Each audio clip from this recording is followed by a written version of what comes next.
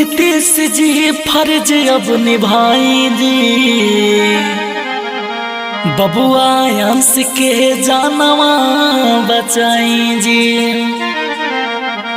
रहुआ से तने कर लेनी हो राजी, कम बस समय में देर ना लगाई जी। भैया हम सिकंदर संवरिया रउआ सब तमाम श्रोता के गोड़ छुके गोड़ लगतनी। आज एगो जान के भीख मांगतनी। ए भैया नीतीश कुमार जी से आयांश बाबू के खातिर कुछ मदद मांगतनी। तो रउआ सब ये गाना के ज्यादा से ज्यादा शेयर करी, सभी राज्य नेता के पास पहुंचाई, ताकि हमने के आयांश बाबू की जिंदगी वापस मिल जाए। आई गाना के सुनी।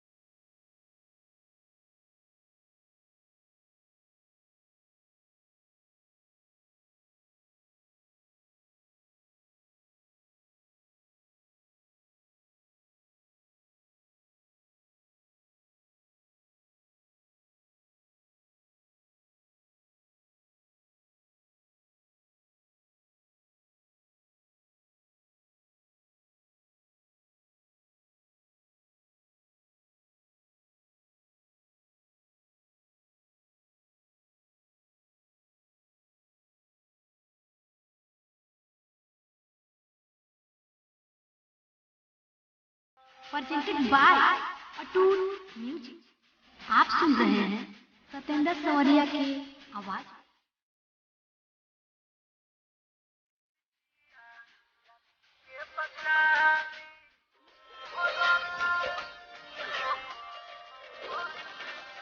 बबुआ के दुख देखी फाटता करेगा, करी मदद सभे पीछे ना हटी जा।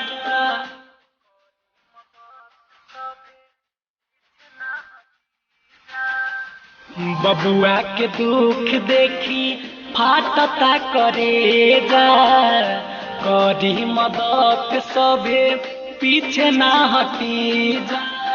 मिल जुल सबके में करे के सहयोग बा, बाबू के धैले हमारा पैसा न रोग बा।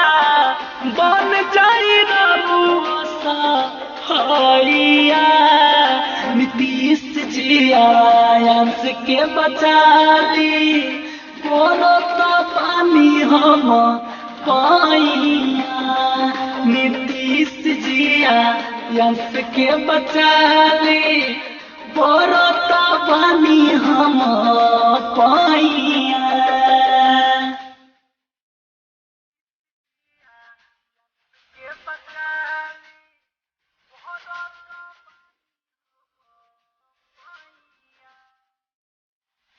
बाटे भरोसा रउआ बात नहीं करे, जनता के दुख दर्द रौरे संभारे।